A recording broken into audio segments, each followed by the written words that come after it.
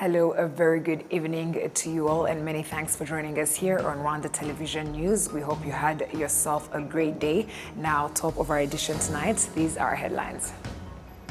The Auditor General Alexis Kamuhire states that even if the implementation of the advices of the Auditor General Office increased to a 57% rate from 48%, some institutions have to improve their management of public funds. On Tuesday, Pope Francis appointed Dr. Baltazar Ntivuguruzwa, Bishop of the Kabgayi Diocese.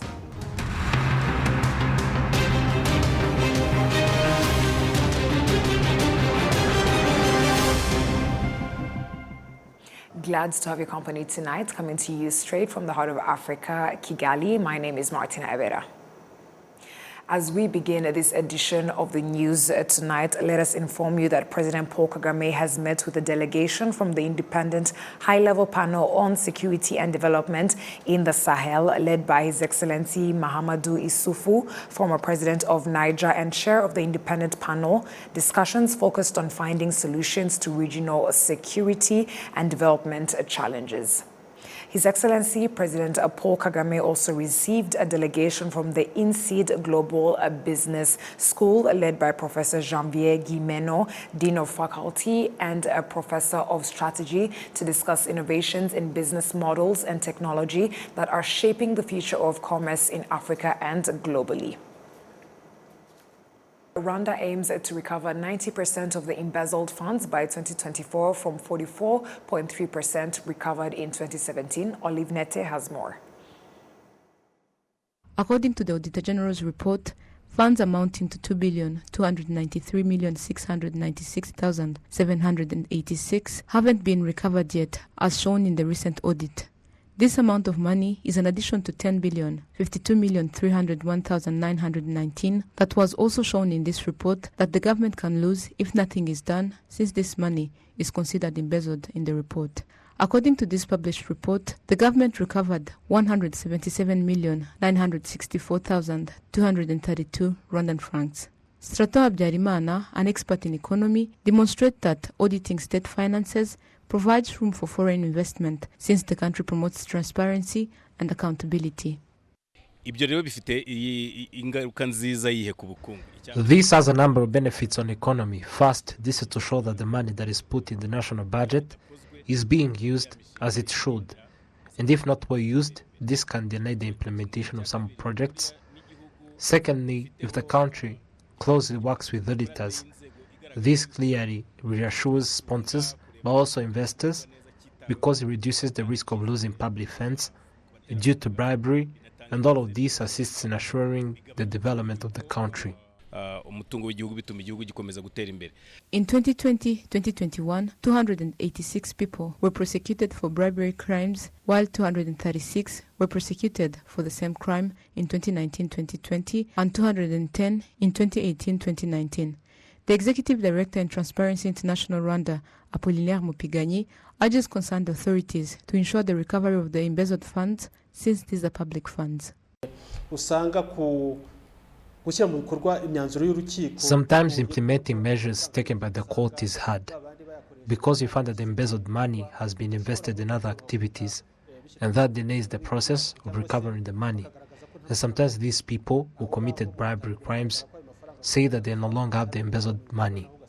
This sometimes delays the implementation, yet the report clearly shows the embezzled money. We urge concerned authorities that if there is any suspicion on how public finances are being used, there are various methods that can be used, such as freezing assets, even if those people are still under prosecution, so that when embezzled funds are about to be recovered, it may be conducted easily, because sometimes the money invested in other activities and it becomes hard for the government to recover it. We urge all concerned institutions to increase efforts in recovery process, because these are public funds. Rwanda aims to recover 90% of the embezzled funds by 2024 from 44.3% recovered in 2017. And the country has also the aim of fighting corruption by 92.5% in 2024 from 86.5% in 2017. Olive Nete, RTV News. Thank you, Olive Nete, for that report. Now, on Tuesday, Speaker of the Chamber of Deputies, Honorable Donatil Mukabalisa, received a group of parliamentarians from Zambia who visited the Rwandan parliament in order to learn from them regarding the functioning of parliament's laws, expanding the existing bilateral relations between the two countries, as well as seeing how Rwandans contribute to the planning of a better tomorrow as a nation. The second Deputy Speaker of the National Assembly of Zambia, Honorable Moses Mayo, who led this group, said that Rwanda is a country that stands out in terms of development, especially after the tragedy it faced years ago. It sought solutions and thus developed rapidly. Our purpose of coming to Rwanda is because Rwanda has become a shining example. After the problems you have, you've risen above board and become a shining example. And this reform, the committee that I've come with is called Parliamentary Reforms and Modernization Committee. It's the committee that is responsible to make reform in Zambia. There are a number of strides and reforms that we've made that are quite successful. But there's one area that we were lacking that we have come to benchmark in Rwanda and to learn more from Rwanda, because they have a successive story. We don't have a pension scheme for parliamentarians in Zambia, and that has resulted into destitution at times. So we'd want to learn more how this scheme has benefited Rwanda. The Speaker of the Chamber of Deputies, Honorable Donatil Mukabalisa, also said that there is currently a lot to be proud of on the part of both countries, especially that each side is putting effort into existing relations for the benefit of the people.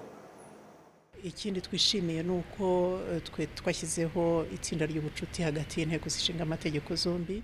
Another thing that we are proud of is the fact that we have built a friendship between the two parliaments and have continued to welcome different delegates from Zambia, which is a testament to the zeal that we have towards continuing to develop the good relations that our two countries have. Ubushake bwo gukomeza guteza imbere kurushaho umubano mwiza usanzwe hagati y'ibihugu byacu byombi.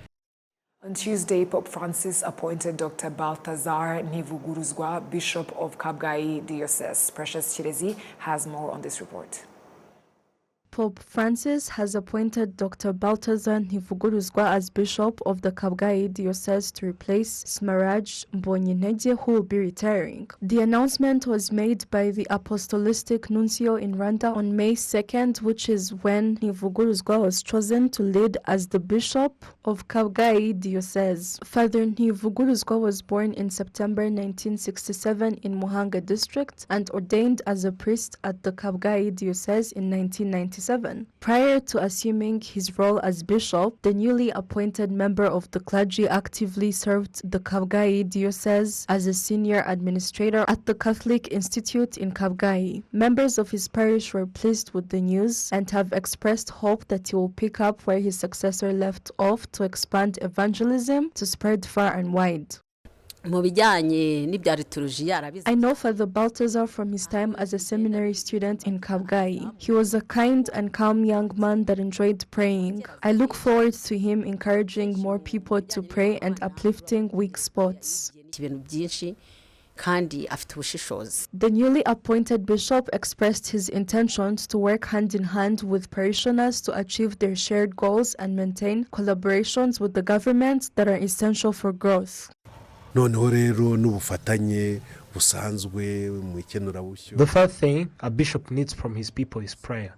Cooperating and team spirit helps us all move forward, and the role other priests play in achieving this is undeniable. I look forward to collaborating with the government to improve welfare and the continuity of our partnership. Father Balthazar was a senior administrator at Nyakibanda Seminary from 2017 to 2023. Precious Chirezi, RTV News. Thank you, Precious Chirezi, for that report. The Auditor General, Alexis Kamuhire, states that even if the implementation of the advices of the Auditor General Office increased to a 57% rate from 48%, some institutions have to improve their management of public funds. The Auditor General presented the Rwanda Parliament, both chambers, the May 2022 April 2023 report of state finances. The Auditor General provided 246 reports compared to 243 reports provided in the year ended on 30th June 2021. All the funds audited are 4,367 funds are 4,604 billion, equivalent to a 95% auditing rate compared to 91% in 2021. In 221 auditions, 151 institutions equivalent to 68% are in green, 57 institutions equivalent to 26% are in yellow, and 13 institutions equivalent to 6% are in red, with green, yellow, and red being ratings of better, good, and bad, respectively. 13 institutions had no tax payment funds in their budgets, worth 58.86 billion Rwanda francs, hence diminishing their trustworthiness. These institutions include EDCL, RCDA, and RNIT. The Auditor General, Alexis Kamuhire, told the Parliament that there were cases of misusing public funds and therefore requesting changing of functions of some of the institutions, including Rwanda Agricultural Board, that has to reconsider projects signed that continue to increase losses to the government.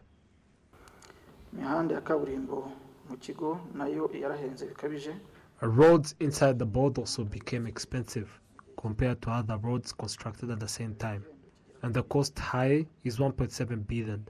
We found there to be other houses to be constructed, costing 201 million, and it seems that the cost will be high compared with how the houses are. So, the Rwanda Agricultural Board has to renew the projects that are costing the government, and the money paid are to be refunded. About complying with the laws, 231 institutions audited, 135 institutions rated 61% are in green, 77 institutions rated 35% are in yellow, and 9 institutions rated 4% are in red. In the use of the budget, 231 institutions audited, 117 institutions rated 53% are in green, 74 institutions rated 33% are in yellow, and 30 institutions rated 14% are in red. Deputies and senators in the Rwanda Parliament demonstrated concerns that there might be delays in some of the projects and yet established for the country's development. The Auditor General report being provided every year, but the following year you find that implementation of these advices from the Auditor General by these institutions is still on a lower rate, and it is not clear why these advices were not considered. This project seems like the others that failed, and I would like to ask if the problem is in the study conducted, because we do not have to always waste money and yet nothing is done. In 4,216 advices provided by the Auditor General last year, 57% of them were implemented, 14% were half implemented, and 29% were not implemented. In June 2021, advices implemented were on a 48% rate. The report demonstrated that the government might lose 10.05 billion funds, but they could be recovered. 6.45 billion Rwanda francs were used unnecessarily, an increase of 87%. Issues were found mostly in sectors of agriculture, infrastructure, health, education, social welfare, and others. Prince Manzi, RwandaTV News.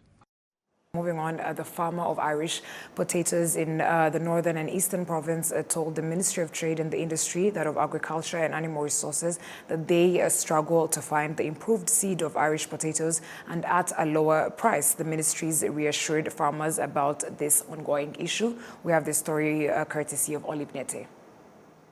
Some farmers of Irish potatoes in the eastern and northern province reiterate on the challenges currently being faced. The challenge that we faced is finding the improved seed of Irish potatoes, since it was expensive and could only be found in some places. We request the ministry to increase efforts to ensure that these seed multipliers are providing as many improved seeds as possible to help us get enough productivity, since they can be compatible with this land that is damaged. During a meeting that brought together the Ministry of Agriculture and Animal Resources, the Ministry of Trade and Industry, farmers, speculators and traders of this crop in the northern and eastern provinces, the issue of an addition of 5 Rwandan francs per kilo was also raised, and it was highlighted are some of the things that leads to not implementing the established price. Dr. Ildefonse Musafiri, the Minister of Agriculture and Animal Resources, pointed out that they are going to follow up on this issue of seed multipliers that is causing scarcity of the improved seed in the area.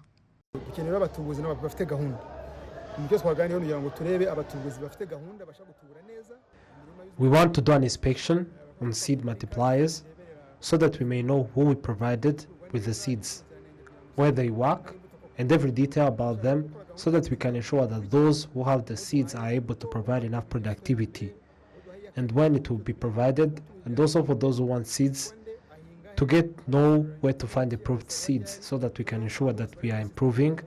We are still at 5% of improved seeds. We want to reach 40% or 50% next year so that we can find good improved seeds to replace bad ones that are found. We just want to provide good improved seeds from the research.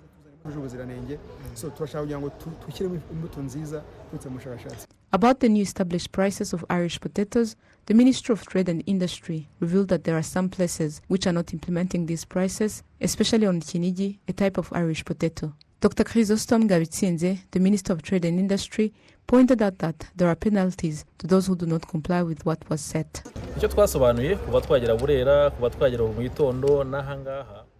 This is what we explained in Burera district.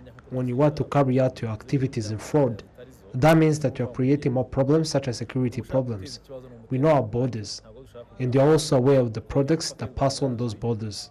At some borders, we do small cross-border trade, such as what we call informal, where trade is done between neighboring countries. There are also others where trucks pass, and requirements for that are also known. I would like to urge people to get the permit to carry out trade. Otherwise, if not done transparently, there are penalties. In other measures taken during this meeting that aimed at solving existing problems to ensure the improvement in farming this crop, it was approved that this meeting should be carried out every term. Thank you, Olive Nete, for that report. The Sudanese embassy in Rwanda demonstrates that the government of Sudan appreciates the partnership between various nations that led to the evacuation of 32 Rwandans and 10 foreigners living in Sudan to Rwanda. The charge of affairs of the Sudanese embassy in Rwanda, Mogahed Abdirahman Osman Teben, urges countries in the Great Lakes region, including Rwanda, to provide political aid as the government of Sudan believes that African problems need to be solved by Africans. The evacuated arrived in Kigali earlier on Tuesday from Cairo, Egypt, where they reached after a long journey from Sudan, fleeing clashes between the Sudanese army and the paramilitary Rapid Support Forces, which began last in April this year. The evacuated are 32 Rwandans and 10 foreigners, including 5 Syrians, Kenyans, Burundians, a Nigerian, and Ugandans. Francis Chihumuro, a Rwandan, demonstrates his sentiments after arriving in Rwanda.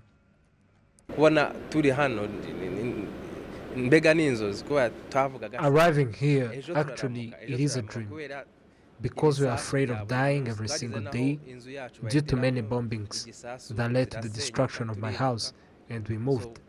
So arriving here is really a dream. Our leaders, starting from our president, he has been a parent to us. Because they did not abandon us, they always called in to check on us. It is a joy Rwandans share with the foreigners evacuated to Rwanda. Ogendo Daniel Oganga, a Kenyan, and Khaled Alalem, a Syrian, are some of them.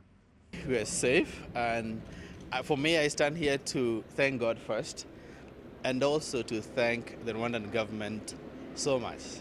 I think every time I'm in Rwanda, or any time I'm even out of Rwanda, I associate myself a lot with the Rwandan community. And maybe I will now take up seriously the offer of becoming a Rwandan citizen, because it's incredible that it is, for me, the Rwandan government that really came through to us. And so it's an honor, it's a privilege, and we are thoroughly grateful for that.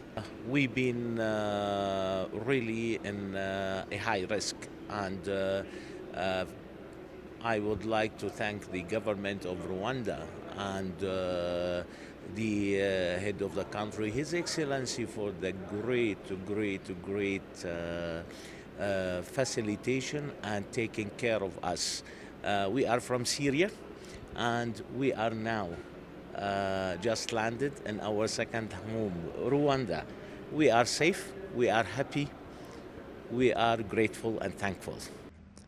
The Chargé d'Affaires of the Sudanese Embassy in Rwanda, Mogahed Abdarrahman Osman Tebeyin, appreciates the partnership between the governments of Rwanda and Sudan that led to the safe evacuation of these Rwandans. The Embassy of Republic of Sudan is congratulate the Republic of Rwanda for succeeding of evacuation the Rwandan citizens from Khartoum up to Kigali. We highly appreciate this point, and that assure to all Rwandans that the government is very sure about the safety of their own citizens who wherever they are. Thank you so much.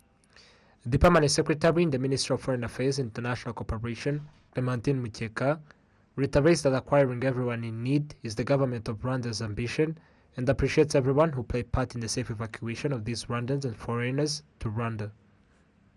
We are very thankful to the government, to the Arab Republic of Egypt for their warm hospitalities extended to our citizens during this difficult time. And we are also very thankful to the people and the government of Sudan for the support during this evacuation. Of course, our hearts are with the people of Sudan in this very challenging time, and the government of Rwanda is committed to support all the measures that the African Union and international partners will take for the situation. As fighting continues in Sudanese capital, Khartoum, the Chargé d'Affaires of the Sudanese Embassy in Rwanda, Mogahed Abdarrahman Osman Tebeyin, urges countries in Great Lakes region, especially Rwanda, to provide support in anything that can bring back peace and security in Sudan. We believe that we can get support from the Republic of Rwanda, as His Excellency Paul Kagame has a lot of experience, a lot of initiative in the region, and he can give us some suggestions on how we can fix the current situation in Khartoum. We believe in having African solution for African problems away from the international intervention. And this is a very strong point. We are stressing on it. So whenever we get in support from any regional countries like Republic of Rwanda, it will be highly appreciated. Effects of the clashes are being witnessed in Khartoum, including loss of lives, and numbers demonstrate that 100,000 people fled Sudan. A press conference of Antonio Guterres, the United Nations Secretary General, is slated for this Wednesday in Nairobi, Kenya, and conflict in Sudan is one of the topics to be discussed on. Prince Manzi, RwandaTV News. Thank you, Prince Manzi, for that report. On this Tuesday, DSTV Rwanda held a media roundtable to announce the price drop on the subscription prices in order to increase its customers and make it easier for users of their subscription by continuing to provide them with entertainment and other services at a lower price. Jessica Agasaro has the report. After finding that the DSTV was just for a few people due to the high prices, they decided on the price drop to ensure that all Rwandans can have access to DSTV. Making the cheapest channel bundle just 5,000 Rwandan francs, the marketing manager at the DSTV Rwanda, Yvonne Museveni, explained that in reducing the prices, they also consider the kind of content that Rwandan can relate to. We're very committed to being part of Rwanda, and we have a lot of things that we want to do. We've even ensured that we have relevant content in the platform. We've removed irrelevant content and added content that would appeal to the Rwandese market. So that's the one thing that we really want to focus on as DSTV Rwanda. We did research, and for example, we would have Africa Magic, Yoruba. Obviously, we know people don't speak Yoruba here in Rwanda, so it's removing one like that and adding like Citizen. The managing director of the DSTV Rwanda, Augustin Muhirwa, explains that reducing prices will increase the opportunity to expand business for them and for the DSTV operators. We had prices which was somehow high according to what the Rwandans are saying. But from yesterday actually, now Rwandans are able to pay with new prices. We have a package of 5,000 only. We have the one of 10,000. We have the one of 20 and 30. With these prices, new prices, you will keep enjoying the same content. We have new bouquets in Rwanda with new discounted prices. DSTV has been operating in Rwanda for 28 years, and in a bid to relate to their subscribers in Rwanda, they have rebranded some of their bouquets and named them in Kinyarwanda. Those bouquets convene Ishema, Inganji, Iwacu, Isange. Jessica Agasaro, RTV News.